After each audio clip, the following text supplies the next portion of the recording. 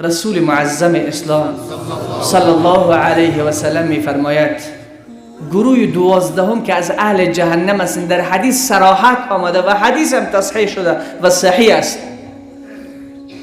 رشوت خوران و رشوت دهندگان، الراشی و المرتشی فی النار. در حدیث میگه راشی و المرتشی، رشوت دهنده و رشوت گیرنده، هر دوتا در آتش جهنم هستند. حدیث معجم الاوسط طبرانی میارد، حدیث 2026 رقم حدیث است. الراشی و المرتشی فی النار. فکر نکنند اونهایی که رفتن تصاحب کردن سمت‌های حکومت را، تصاحب کردن دفترها را، بگوین که ما دفتر داریم، ما دیگر سمت داریم، چوکی داریم. نه، خیلی خطر هم دارد اون چوکی ها. اون چوکی ها اگر متوجه نشوی خارهای آهنی دارد، اگر با احتیاط ننشینی سراخت میکنه. رسول معظم اسلام فرمود الراشی و المرتشی فی النار. رشوت دهنده و رشوت گیرنده هر دو در آتش جهنم هستند. پس متاسفانه که هنوز هم فکر میکنم این بوی هست، هنوز هم این دسترخوانش هموار است.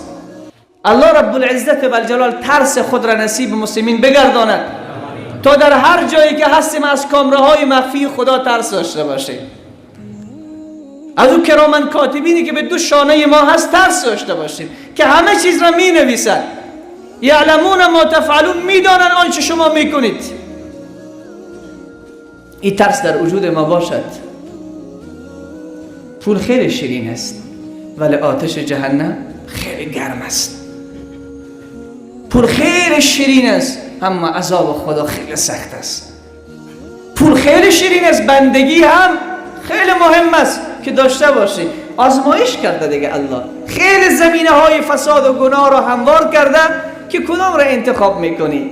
سر دراه قرار داده کدام را انتخاب میکنی. گاهی وقت 6000 7000 ماش داری، به سختی زندگی رو پیش میبری. الله اینجا امتحانت میکنه چون همیشه دعوای محبت کردی، دعوای حاجی بودن، دعوای مولا بودن، دعوای قاری بودن، دعوای مجاهد بودن کردی. الله آزمایش میکنه. لیبلوکم، آیه قبلی که خواندم لیبلوکم، الله شما را آزمایش میکنه و امتحان میکنه. قرآن را فرستاد، رسول معظم اسلام صلی الله علیه و سلم را فرستاد، احادیث پیامبر در میان ما، قرآن در میان ما، آیاتش ترجمه می شود، احادیث پیامبر به گوشهای ما می رسد و ترجمه می شود. بعد الله ما را آزمایش می کند. پس الراشی و المرتشی فی النار. رشوت گرفتن در هیچ صورت جواز نداره، در هیچ صورت. فقط رشوت دادن در بعض صورتها استثناء هست که روی نیاز باز از علما بپرسید، که روی وقت مسائل نیست که من اینجا را توضیح بدهم. رشوت گرفتن به هیچ صورت به هیچ کسی اجازه نیست، ولی رشوت دادن در بعض صورتهایی که حق تو ضایع بشود. اگر این پول را تو ندهی حق را از تو میگیرن، به باطل فیصله میشود، یا جانت در خطر است یا مالت در خطر است. حقیقتا یقینا مطمئن هستی که مال من است، اگر این رشوت را ندهم این مال از کف من می رود، جان من در خطر می افتد. در این صورت فقها میگه به این کسی که میدهد اجازه است، ولی او کسی که این میگیره به هیچ صورت برش اجازه نیست. او باید خود آماده کنه به آتش جهنم. حتی در حدیث دیگر لعنت شده، لعن الله الراشی و المرتشی. هم پیامبر لعنتش کرده، هم الله لعنتش کرده، هم رشوت دهنده را هم رشوت گیرنده را و کسی که در بین این دو ماشیه میکنه، یکی دو را جور میکنه، این هم مورد لعنت قرار گرفته است. گروه 12 از اهل جهنم چه کسانی هستند؟ رشوت خوران. پناه بر خدا، شاید در بین ما کسایی باشن که تو هنوز رشوت نخورده باشن، زیاد باشن، شاید در بین ما کسایی هم باشن که رشوت خورده باشن، ولی توبه بکنیم، در رحمت پروردگار باز است.